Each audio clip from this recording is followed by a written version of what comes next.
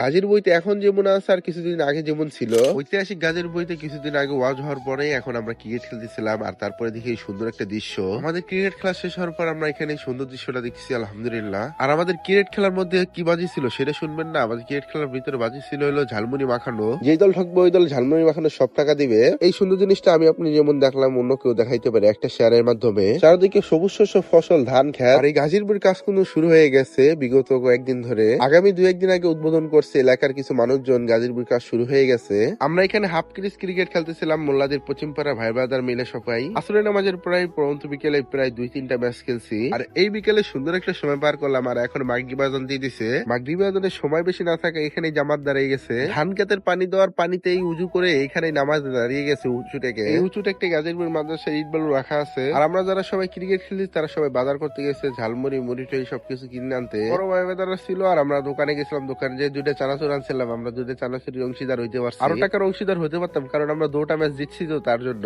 এক বল মুড়ি সবাই অনেক মজা আনন্দ করে খাইলাম, আলহামদুলিল্লাহ।